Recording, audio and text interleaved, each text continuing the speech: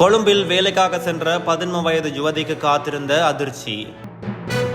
அரசியல் தீர்வுக்கு தமிழ் தேசிய கூட்டமைப்பினர் வருவார்கள், நம்பிக்கை தெரிவித்த ஸ்ரீரங்கேஸ்வரன். ஆசிரியர் ஆட்சேர்ப்பு குறித்து கல்வி அமைச்சு விசேட அறிவிப்பு. தாலி கட்டும் நேரத்தில் மணமேடையில் நிகழ்ந்த துயரம், மின்சாரம் தாக்கி மணப்பெண் ஸ்தலத்தில் பலி.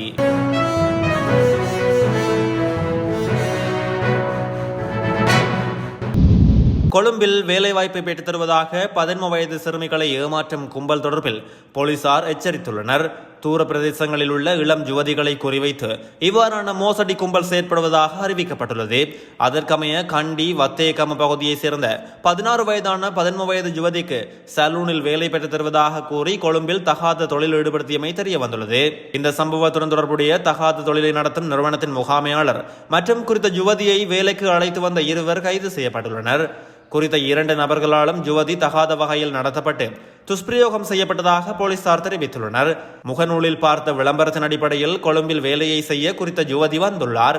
அதன்படி ரத்தினபுரியைச் சேர்ந்த ஒருவர் தன்னை தொடர்பு கொண்டு தன்னிடம் சலூனில் வேலை உள்ளதாக கூறியதாகவும் கொழும்பிற்கு வருமாறு அழைத்ததாக போலீசாரிடம் குறிப்பிட்டுள்ளார்.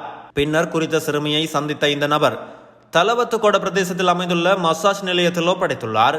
வேலை வாங்கி தருவதாக யுவதியை ஏமாற்றி இந்த இடத்தில் இணைந்த நபர் மசாஜ் நிலையத்திற்கு அழைத்து சென்ற உரிமையாளரின் ரகசிய காதலி என கூறப்படும் 23 வயதுடைய யுவதி மற்றும் மசாஜ் மையம் இயங்கும் கட்டடத்தின் உரிமையாளர் கைது செய்யப்பட்டுள்ளனர். சந்தேக நபர்கள் நுகேகொட நீதவான் முன்னிலையில் ஆஜர்படுத்தப்பட உள்ளனர். போலீசாரால் கைது செய்யப்பட்ட சிறுமி மருத்துவ பரிசோதனைக்காக கலுபோவில போதனா வைத்தியசாலைக்கு அனுப்பி வைக்கப்பட்டுள்ளார். அபிவிருத்தி விடயத்தில் தமிழ் தேசிய கூட்டமைப்பின் நாடாளுமன்ற உறுப்பினர்கள் பலர் தற்போது எடுத்துள்ள முடிவு போன்று அரசியல் உரிமை பிரச்சினைக்கான தீர்வு விடயம் தொடர்பிலும் அவர்களிடம் மாற்றம் ஏற்பட வேண்டும் என ஈழ மக்கள் ஜனநாயக கட்சியின் ஊடக பேச்சாளர் ஐயாத்துரை ஸ்ரீரங்கேஸ்வரன் வலியுறுத்தியுள்ளார். யாழ் ஊடக மையத்தில் நேற்றைய தினம் நடைபெற்ற ஊடக சந்திப்பின் போதே அவர் இவ்வாறு தெரிவித்துள்ளார். இந்த விடயம் தொடர்பில் மேலும் அவர் கூறுகையில், நாட்டை அபிவிருத்தி பாதையில் முன்னெடுத்து செல்வதற்கு தன்னுடன் இணைந்து பயணிப்பவர்களுக்கு மட்டும் தனக்கான ஒதுக்கப்பட்டுள்ள விசேட நிதியிலிருந்து ஒதுக்கீட்டை செய்து கொடுப்பதற்கு தான் தயாராக இருப்பதாக ஜனாதிபதி ரணில் விக்ரமசிங்க அறிவித்திருந்தார்.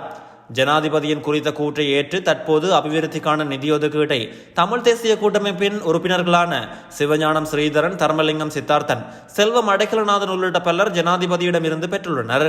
EPDP-யினராகிய நாம் முன்னெடுத்து வரும் கோட்பாட்டையொத்த அவர்களது இந்த மாற்றம் வரவேற்கத்தக்கது. இதே நேரம் இவர்கள் அபிவிருத்தி தொடர்பில் இந்த நிலைப்பாடு போன்று அரசியல் தீர்வு விடயத்திலும் எடுக்க வேண்டும். அதன் அடிப்படையில் தமிழ் தேசிய கூட்டமைப்பும் குறிப்பாக யாழ்ப்பாணம், கிளிநொச்சியை பிரதிநிதித்துவம் செய்யும் நாடாளுமன்ற உறுப்பினர்களான சிவஞானம் ஸ்ரீதரன், சித்தார்த்தன் போன்றோரும், அதே போன்று வன்னி பிரதேசத்தை பிரதிநிதித்துவம் செய்யும் நாடாளுமன்ற உறுப்பினர்களான செல்வம் அடைக்கலநாதன், சார்ல்ஸ் நிர்மலநாதன் உள்ளிட்ட இன்னும் சிலரும் ஜனாதிபதியின் கருத்தை ஏற்று அவருடன் இணைந்து பயணிப்பதற்கு சம்மதம் தெரிவித்துள்ளது போன்ற நிலைப்பாட்டுடன் நிதி ஒதுக்கீட்டை பெற்றுள்ளனர் என தெரிவித்துள்ளார். தேசிய பாடசாலைகளுக்கான ஆசிரியர்களை ஆட்சேர்ப்பு செய்வது தொடர்பில் கல்வி அமைச்சு விசேட அறிக்கை ஒன்றை வெளியிட்டுள்ளது. தேசிய பாடசாலைகளில் சிங்கள, தமிழ் மற்றும் ஆங்கில வழி ஆசிரியர் வெற்றிடங்களுக்கு பட்டதாரிகளை ஆட்சேர்ப்பு செய்வது தொடர்பாக இந்த அறிக்கை வெளியிடப்பட்டுள்ளது. அதன்படி மார்ச் 2ஆம் தேதி நடைபெற்ற போட்டி பரீட்சை பெறுபவர்களுக்கு அமைய ஆட்சேர்ப்பு நேர்முக பரீட்சைகள் ஏப்ரல் 29ஆம் தேதி முதல் மே 9ஆம் தேதி வரை கல்வி அமைச்சில் நடைபெறும். தகுதியான விண்ணப்பதாரர்களின் பெயர் பட்டியல் மற்றும் அழைப்பு கடிதம் கல்வி அமைச்சின் இணையதளத்தில் வெளியிடப்பட்டுள்ளதாகவும் அமைச்சு தெரிவித்துள்ளது. இதேவேளை பாடசாலை அமைப்பில் நிலவும் பாரிய ஆசிரியர் பற்றாக்குறையை தீர்ப்பதற்கு கல்வி அதிகாரிகள் இதுவரை முறையான வேலை திட்டம் எதையும் தயாரிக்கவில்லை என இலங்கை ஆசிரியர் சங்கம் தெரிவித்துள்ளது. அதன் பொதுச் செயலாளர் ஜோசப் ஸ்டாலின் கூறுகையில், ஆட்சேர்ப்பு செய்யப்பட்ட ஆசிரியர்கள் உரிய இடங்களுக்கு நிலைநிறுத்தப்படவில்லை என தெரிவித்துள்ளார்.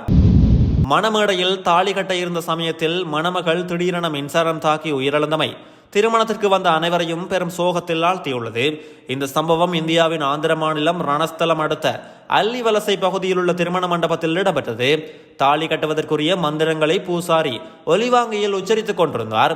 இதன்போது திடீரென ஒலிவாங்கியில் மின்சாரம் பாய்ந்ததால் ஒலிவாங்கியை பூசாரி தூக்கி வீசினார்.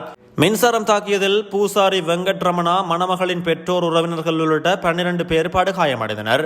இவர்கள் வைத்தியசாலைக்கு கொண்டு செல்லப்பட்ட நிலையில் அவர்களில் 2 பேரின் நிலைமை கவலைக்கிடமாக உள்ளதாக வைத்தியர்கள் தெரிவித்தனர். சிறிது நேரத்தில் திருமணம் நடைபெற இருந்த நிலையில் மின்சாரம் தாக்கி பெண் உயிரிழந்த சம்பவம் திருமண மண்டபத்தில் சோகத்தை ஏற்படுத்தியது.